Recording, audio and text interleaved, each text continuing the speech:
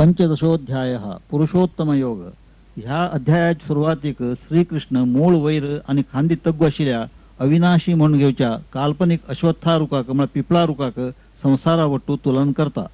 हांगा दाखयिल्ल्या अश्वत्थारुकाचे मूळ वैर म्हळ्यार वैर आशिल्ल्या परमात्मा कडेन अशी एक संकेत.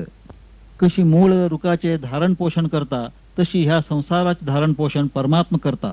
ह्या अश्वत्थारुकाची पानां वेदाचे छंद म्हळ्यार ज्ञान.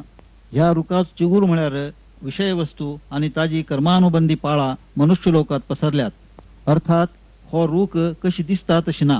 हो संसार रूपी अश्वत्था रूख कापून म्हळ्यार संसाराच्या मोहाचो त्याग करून परमगती प्राप्त करून घेवका अशी श्रीकृष्णान दिल्लो उपदेश ह्या अध्यायात मेळता.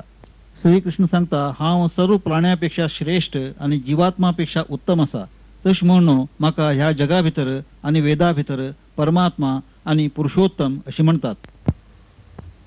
श्री भगवान उवाच ऊर्ध्वमूलमदशाखम् अश्वत्थं प्राहुरव्ययम् छन्दांसि यस्य पर्णानि यस्तं वेद स वेदवित् अधश्चोर्ध्वं प्रसृताः तस्य शाखा गुणप्रवृद्धा विषयप्रवालाः अधश्च मूलानि अनुसन्ततानि कर्मानुबन्धीनि मनुष्यलोके न रूपमस्येह ततोपलभ्यते नान्तो न चादिः न च सम्प्रतिष्ठा अश्वत्थमेनं सुविरूढमूलम् असङ्गशस्त्रेण धडेन छित्त्वा ततः पदं तत्परिमार्गितव्यं यस्मिन् गता न निवर्तन्ति भूयः तमेव चाद्यं पुरुषं प्रपद्ये यत प्रवृत्तिः प्रसृता पुराणी. श्रीकृष्णान म्हळे वैर मूळ आशिल्ल्या तग्गू खांदे आशिल्ल्या अश्वत्थारुकाक अव्यय म्हणून ते ज्ञानी सांगतात. ताजी पानां छंद म्हळ्यार वेद मंत्र अशी कोणाक गोत आसा तोच वेद जाणतलो. गुणान पोषण केल्ले खांदे तग्गू आणि वैर पसरयला आसून विषय वस्तू म्हळ्यार ताजो चिगूर आणि तग्गू मनुष्य लोकात तागेली कर्मानुबंधी पाळां पसरल्यात. हाजे रूप अंत आदी आणि वास्तविकता दिसत तशी आसना. हो घट्टीपाळाचो अश्वत्थारूख निसंग आणि शक्तिवंत कुराडेन कापून मागीर खंय पाविल नंतर वापस येना ते स्थान सोदून काडका. कोणाकडेच्यान ही पुरातन संसार प्रवृत्ती विस्तार पावली त्या आद्य पुरुषाकडेन हांव शरण मागतां. निर्माण मोहाजित संग दोषा अध्यात्मनित्या विनिवृत्त कामाः द्वन्द्वैर्विमुक्ताः सुख दुःख संज्ञैः गच्छन्त्य मूढाः पदमव्ययं तत् न तद्भासयते सूर्यो न शशांको न पावकः यद्गत्वा न निवर्तन्ते तद्धाम परमं मम.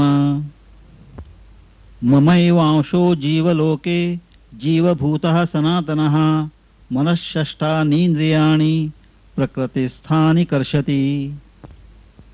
शरीरं यदवाप्नोति यच्चाप्युत्क्रामतीश्वरः गृहीत्वैतानि संयाति वायुर्गन्धानि वाशयात्. श्रोत्रं चक्षुः स्पर्शनं च रसनं घ्राणमेव च अधिष्ठाय मनश्चायं विषयानुपसेवते. उत्क्रामन्तं स्थितं वापि भुञ्जानं वा गुणान्वितं विमूढा नानुपश्यन्ति पश्यन्ति ज्ञानचक्षुषः. कोणालो अभिमान आणि मोह ना जालो, कोणे आसक्तिमय दोष जिखलो, अध्यात्मात कोण स्थिर जालो, कोणाली सर्व कामना नाश जाली, सुख दुःखाच्या द्वंद्वातुल्यान कोण मुक्त जालो, तसलो तो ज्ञानी त्या अविनाशी पदाक पावता. खंच पदाक सूर्य चंद्र जावं अग्नी प्रकाशित करच्याक शकना, खंच पदाक गेले नंतर योगी वापस येना तेच मेगेले श्रेष्ठ स्थान. मेगेलो सनातन अंश संसारात जीव घेवन मन सत्व इंद्रिय जावन प्रकृती अनुरूप इंद्रियांक आकर्षण करता.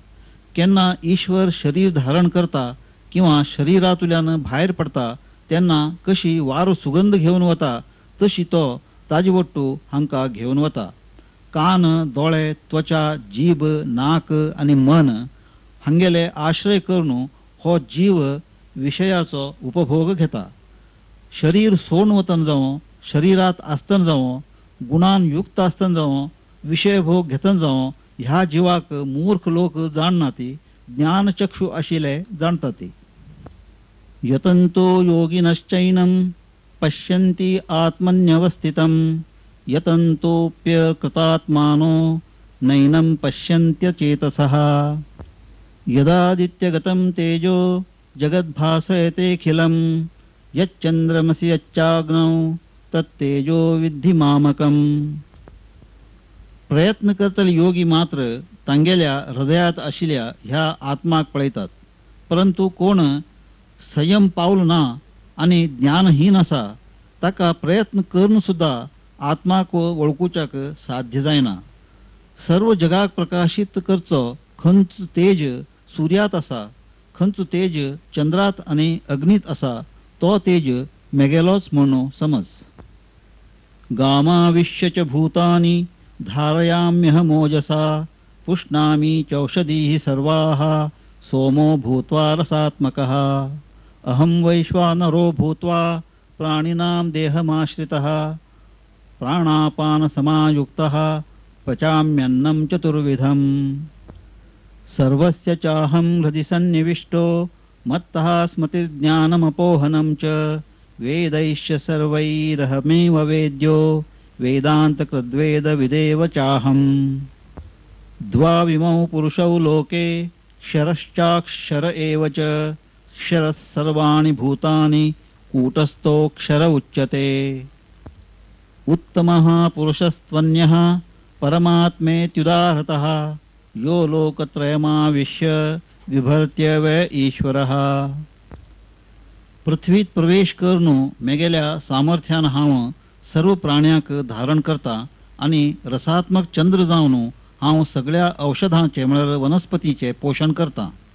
हांव वैश्वानर म्हळ्यार जठराग्नी जावन प्राण्याल्या देहाचो आश्रय करता आणि पान अपानान युक्त जावन 4 प्रकाराचे म्हळ्यार भक्ष्य, चोष्य, लेह्य, पेय अशी अन्न पचन करता. आणि हांव सगळ्याल्या हृदयात स्थित आसा. स्मृती, ज्ञान आणि तर्क ही म्हजे कडच्यान उत्पन्न आणि नाश जातात. सर्व वेदान जाणच्याक योग्य हांवची, वेदांताचो लेखक हांव आणि वेदाचो ज्ञाता बी हांवची. ह्या जगात क्षर म्हळ्यार नाशवंत आणि अक्षर म्हळ्यार अविनाशी अशी 2 पुरुष आसात. क्षर म्हळ्यार सर्व प्राणी, क्षेत्र आणि अक्षर म्हळ्यार कूटस्थ म्हळ्यार क्षेत्रज्ञ. ह्या दोनांपेक्षा विंगड आशिल्लो उत्तम पुरुष ताका परमात्मा अशी म्हणतात. तोच अविनाशी ईश्वर त्रैलोक्य व्यापून ताजे धारण पोषण करता. यस्मात्क्षरम् अतीतोऽहम् अक्षरादपि चोत्तमः अतोऽस्मि लोके वेदे च प्रतिथः पुरुषोत्तमः. यो मामेवम् असम्मूढो जानाति पुरुषोत्तमं स सर्वविद् भजति मां सर्वभावेन भारत. इति गुह्यतमं शास्त्रम् इदमुक्तं मया नघ एतद्बुद्ध्वा बुद्धिमान् स्यात् कृतकृत्यस्य भारत.